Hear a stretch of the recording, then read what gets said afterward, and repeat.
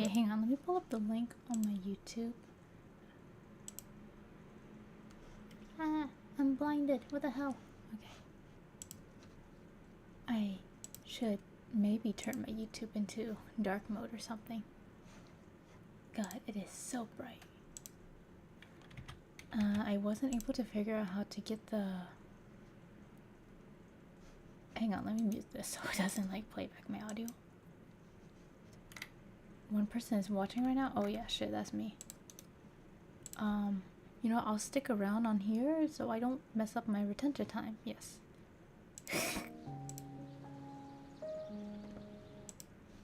Where's... Be still. So, part 2 came out and... well, technically it came out a while ago. But... I was lazy. And I just hadn't found a good time to do it. We're gonna be doing it right now. At 12 a.m. in the morning. So it's not gonna even be that good of a reading session. I'll try to do like ASMR or something. I don't know.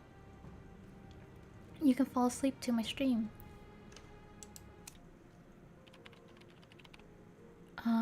Curse of the Sacred Words. A qualification assessment. That's hardly a phrase that inspires confidence. I silently observed the others, and as expected, none were willing to be the first to take the plunge. Perhaps it would be wise to listen to the opinions of these true believers before deciding.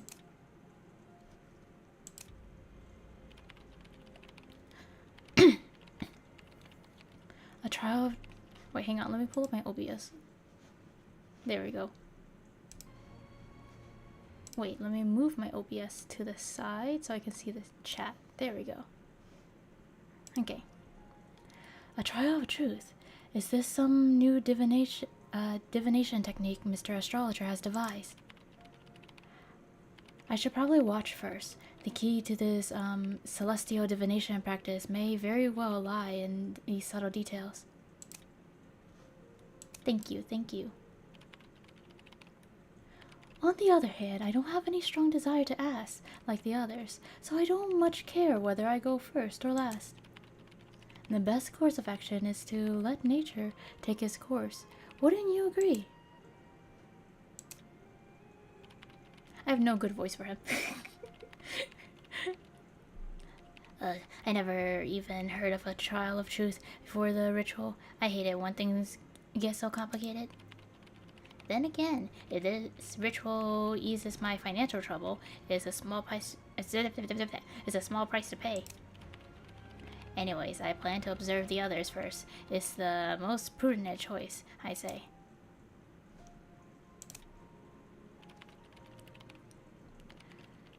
Trial of truth. I only came here to find a remedy for my gammy leg. I've certainly got nothing to hide. But for those with ulterior motives, this trial may give them pause or even make them want to avoid it entirely. I beg your pardon. As a sheriff, suspicion is second nature to me, but I trust that you've all come here with sincere intentions.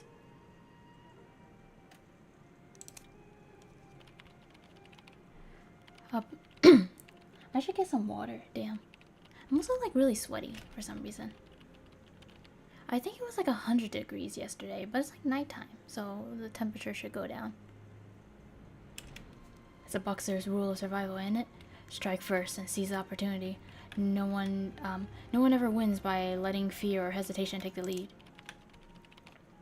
I've been slugging it out in the underground rings for years now, and I'm fed up with having to win respect through my knuckles. If no one else is brave enough to take the first trial, I'll step up. Amidst the silent exchange of glances, a figure, frail and unexpected, stepped forward. I'd like to try. There's no cause for concern. Place your hand upon the stone of truth and answer the two following questions. Alright. What is it that brings you here to partake in this sacred divination ritual?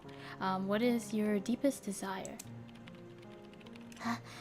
I've come to ask for Celestial Divine's blessing, hoping that through the gift of wisdom, I may succeed in my future studies.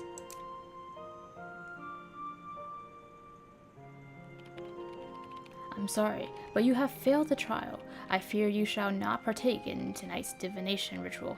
What? What the fuck did she do? What? The Stone of Truth has turned red, revealing that you have just uttered a falsehood before the Celestial Divine. But how could that be? Miss Penelope Herschel, judging by the documents you provided, it seems you have little to no knowledge of astrology, nor do you seem particularly enthusiastic about it. Perhaps you found your way here out of mere curiosity, but at the heart of you, you're reluctant to accept a force that cannot be measured by scientific standards. That's actually consistent with how she was in the first part. I kind of just thought she was dumb, though.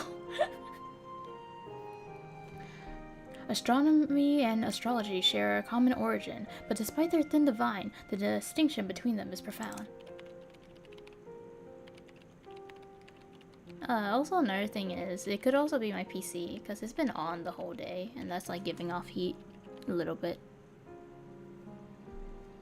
The Celestial Divine does not impose its will upon anyone. You still have the freedom to choose, but regrettably, that freedom is not yours for today. The girl hung her head in vexation, and after a brief pause, she finally loosened her clenched fist, as though relieved. I did lie just now. I don't believe in the Celestial Divine or any of this astrology nonsense. Not one bit. I feign interest in all of this to come here, but in truth, I only sought the chance to meet you and deliver these to you.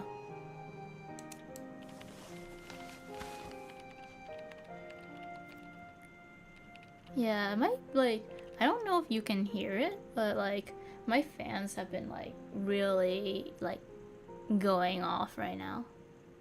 Or they have been for a decent amount of time. Also, I was streaming my ranking earlier, and then after that I took a pause to go eat, and now I'm back. So the PC hasn't had any time to take a break and take a nap.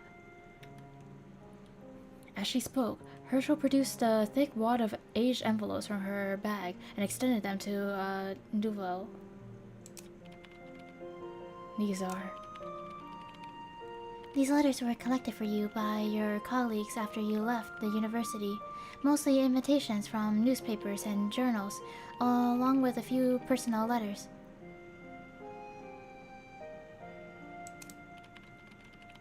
Everyone is eager for you to return, but it's not as though anyone is trying to force you. You have the freedom to choose, too. I don't know if the voices I give them are consistent from the last stream. It has been a week. You weren't there for the last one, so you wouldn't know if it's inconsistent. A flicker of emotion crossed the astrologer's cold face. He looked down and flipped through the old letters. Are these all the letters? Yes, I've brought every single one. I keenly noticed the astrologer's movements slowing as he sifted through the letters, eventually gathering them into a stack and tucking them away. While the letters hold no bearing to me anymore, I am grateful for the trouble you've gone to. The astrologer nodded briefly in acknowledgement towards the young student, and then his expression shifted back to his usual serene indifference. It was obvious he had no intention of replying to the letters, and his demeanor seemed to suggest that something lay hidden beneath the surface. The young student soon realized this, her demeanor sinking with disappointment as she made her way back. One by one, the others follow suit, participating in the trial. Despite their differing goals, each of them succeeded. Mr. Poet stepped forward next and placed his hand upon the stone. I observed a slight flush of nervousness color his face.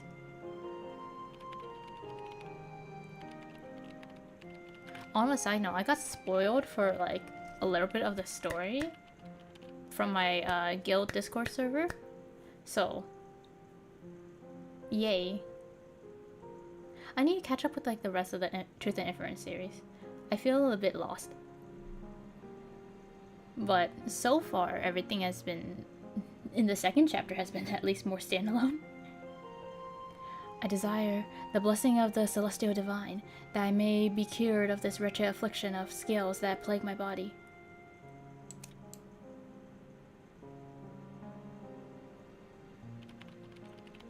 As the Stone of Truth took on a faint, indistinct red hue, his trembling voice paused momentarily, then became firmer with resolve. I have come here also to meet someone, a friend and a mentor, who is incredibly important to me. That is the reason I stand before you. The Stone of Truth lingered at the brink of turning red. I couldn't help but wonder what its judgment would be this time. The astrologer observed the fragile, melancholic young man before him, wavering in silence for a few moments before speaking, his face returning to its usual composed state.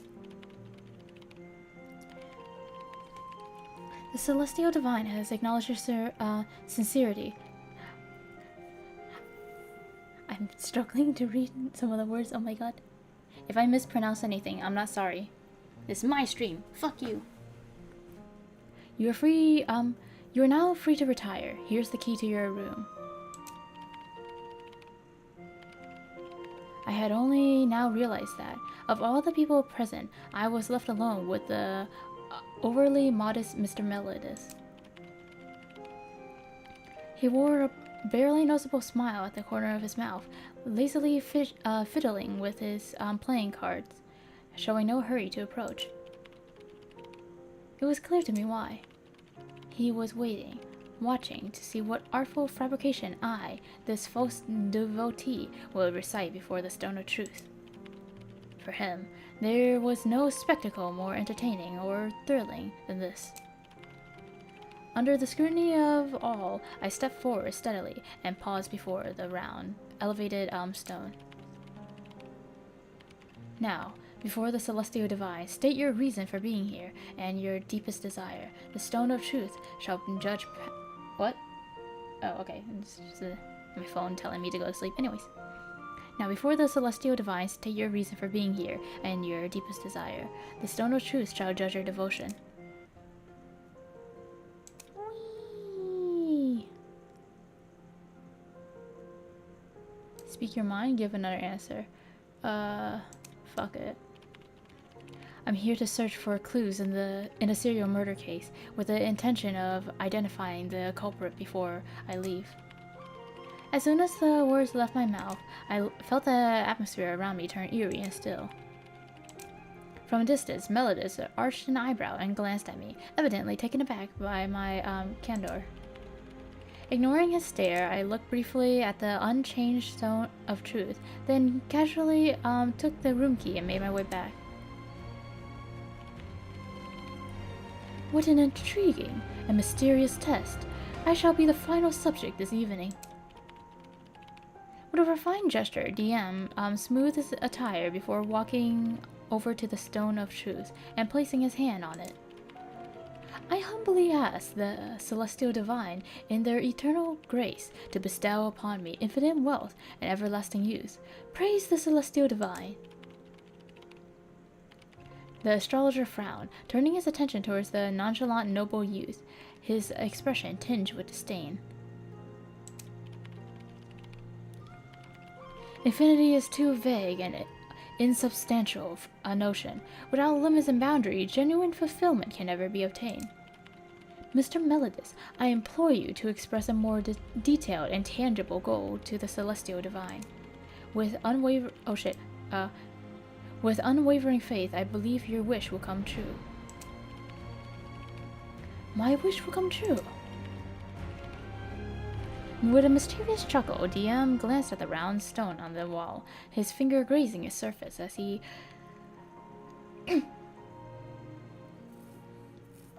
gently touched it.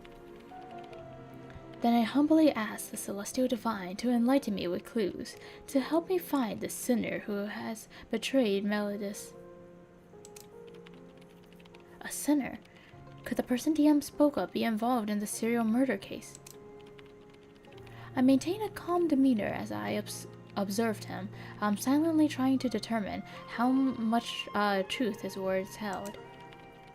As I stood there, I could hear the others whispering amongst themselves, their interest in the identity of the betrayer palpable. The Celestial Divine, Mr. Melodis, has their own arrangement for all things. The astrologer handed the final key to DM, the cold piece of iron exchanging hands with a faint metallic jingle.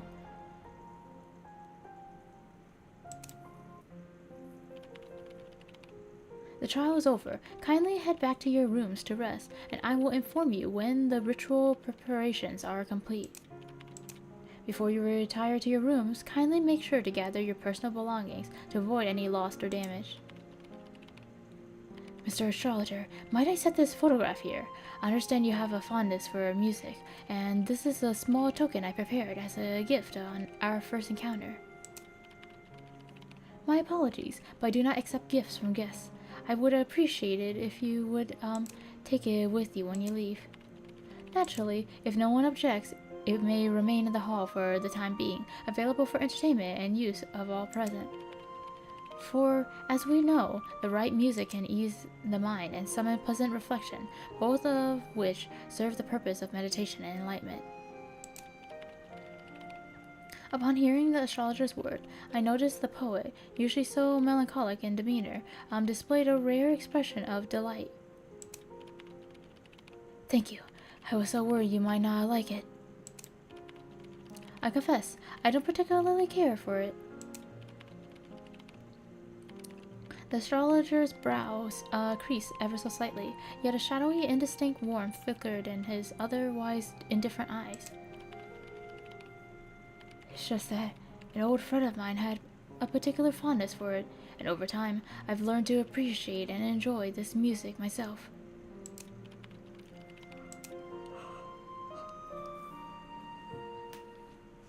In any event, I wish you all a joyful night. As the astrologer made his way upstairs, the guests began gathering their belongings and head towards their room. The sheriff was the first to ascend, and followed quickly by the boxer and the clerk, who were engaged in light-hearted conversation. Lady Destil... Is that the Lady of Dawn? Or like opera singer? The seer in her proud and solitary wait, no, it's just Patricia. Okay, shit.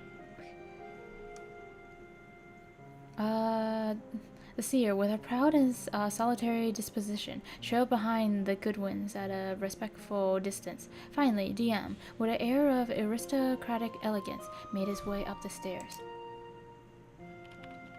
Did I just hear the garage go off? The fuck? Someone... Wait, what the hell's happening outside? I'll be right back. If I die, that would be quite unfortunate. You know what? Let me send a little BRB in case you are in the restroom or something. Wait, what the? Oh no, what the hell? Why am I stream chatter?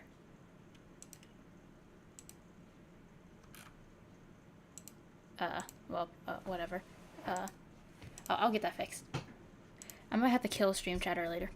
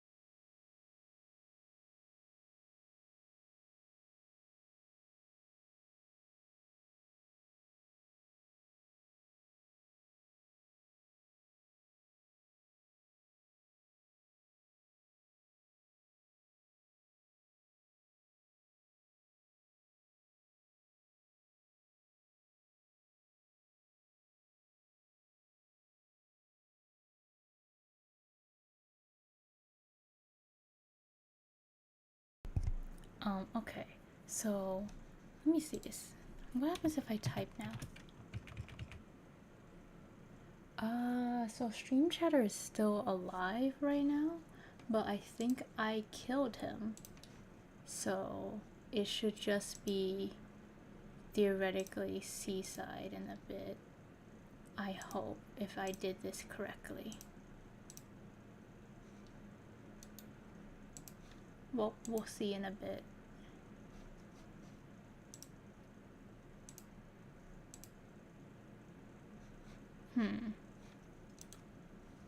Damn it, I'm not gonna be able to reply to people anymore. What the hell? Wait, can I? We're gonna take a little pause. Stream Chatter is alive and thriving. Well, he shouldn't be. I'm gonna kill him if it's the last thing I do. We're gonna take a quick pause to see if I can reply to things.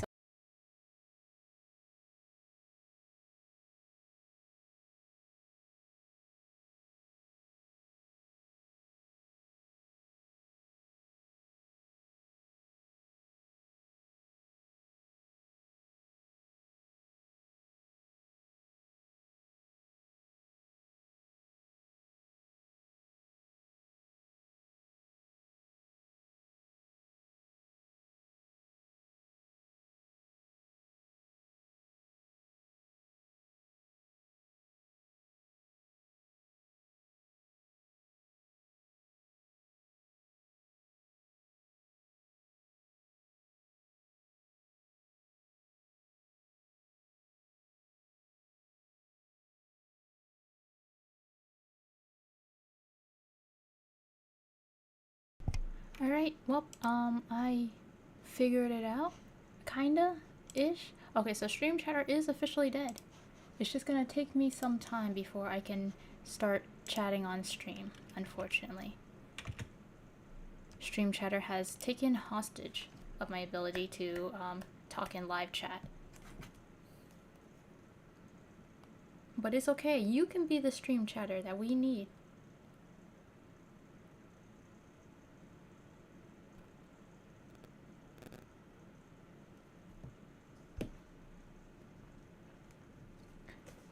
He will be missed. Also, there's a possible chance that our conversation in your last stream, what's it called? If you had the live chat on, it might be gone now. He's dead, the memories we made are gone. Anyways, enough of that.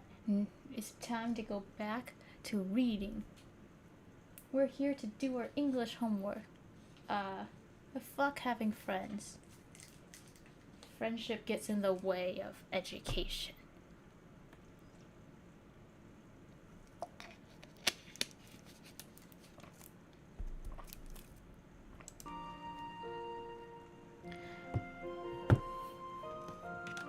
Damn, am I not good enough for you? As I prepared to ascend the stairs, I caught the sight of the poet struggling alone with two oversized suitcases. Mr. Poet, may I offer you a hand? Thank you for your kind offer, Mr. Inference. My luggage is far too heavy to carry up, to the 7th floor. If only one of the guests on the lower floors would be willing to exchange rooms, it would be a great help. Here, you can have a little heart in the chat. There we go. Can you see that? I'm spamming hearts at you. Should try to at least join my stream. Well, unfortunately for you, I shot him in the back alleyway. How do you like do that? Where you emphasize the name? That's pretty cool. Wait, can I send hearts? If Stream Chatter's dead, would you even see it? Oh, nice. Thank you for that. I appreciate it.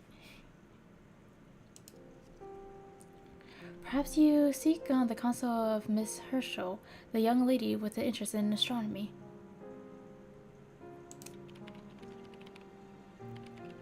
As I recall, she holds the key to one of the rooms above, on the 2nd floor, if I'm not mistaken. Tap, tap, tap, tap, tap, tap. Now, I can't spam it while reading, so, you can handle giving me hearts. Thank you for your love and appreciation. While you're at it, you should give me money.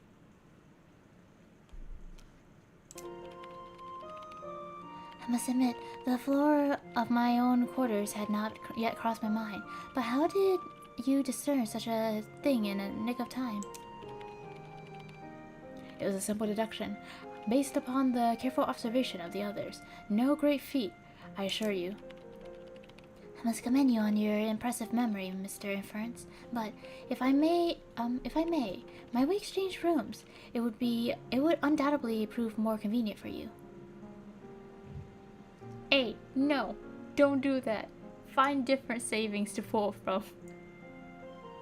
I feel guilty now. I feel like I'm being guilt-tripped.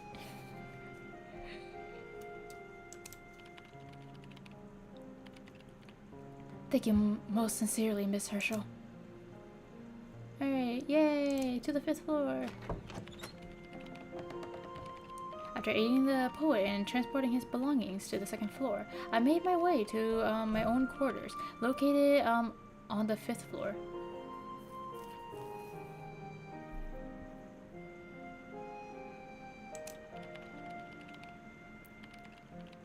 The space was compact, tidy, and well maintained, though far from expansive.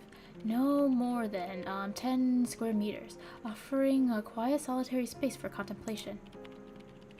The muted light from the wall lamp cast its glow over half the chamber, while through the narrow window, the faintest glimmer of peaceful stars could be seen, as if watching over the room. Honestly, right now, I just want, like, cheesecake. I want to go out and eat some nice food. But I don't deserve nice food.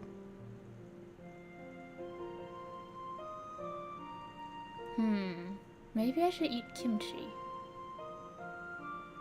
Yesterday I ate like 3 cups of natto, and like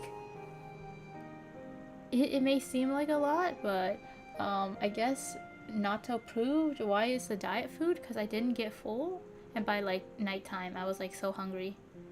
I felt like I was gonna throw up. Worst choice of my life. Next time I'm getting like spam or some shit. I should have bought potatoes.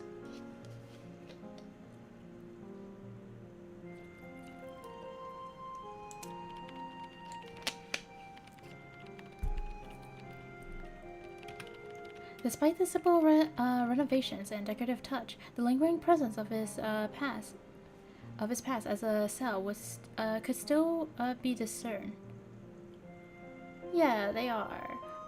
It's fermented soybeans from like Japan. Because it's like fermented, it's supposed to help with like your gut biome and like promoting like the good bacteria that grows there, and it also helps with what's it called? Promoting like digestion, so you digest your food better and you lose weight better. I personally don't really care about that because I eat healthy enough that theoretically I don't need my gut biome to be like that much improved. You can ask Shiba. I eat like broccoli every day. But what's it called? I just like natto for its taste. It tastes nice to me. Like the texture is a bit weird and it like sticks all over me or whatever, but I like the taste.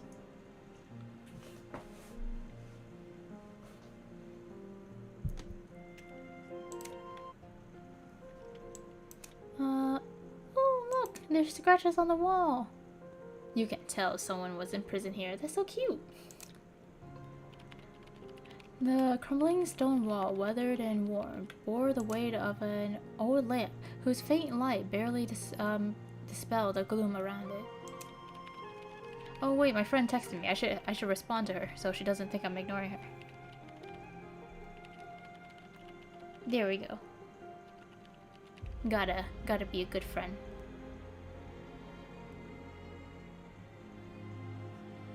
Alright. On the wall, aside from the notches made by prisoners to mark the passing of time, there were also some unclear cryptic writing and obscure mathematical formulas. Yay! I'm not sure natto would be good. The thing with like fermented food is they help with your gut biome or whatever, but they're also, if you aren't used to it, they can cause like issues. I think natto is honest. Natto and miso are probably the lighter of the fermented food. Kimchi, it might cause like issues. I don't know exactly what, but like at the very least, it could cause you to be more gassy or like make you feel sick. So, careful with that.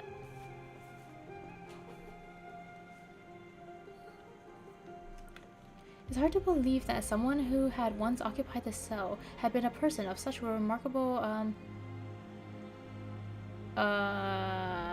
what's this word? I don't know English. You can't make fun of me for it. Anyways, remarkable erudition, and wisdom. I like kimchi. I've tried miso soup, kimchi, natto, all of that. Like kimchi has the strongest taste. And I guess it's like the most sour, so if you're not used to it, it might be easier to eat it with like rice or something. But both miso and like natto, in my opinion, are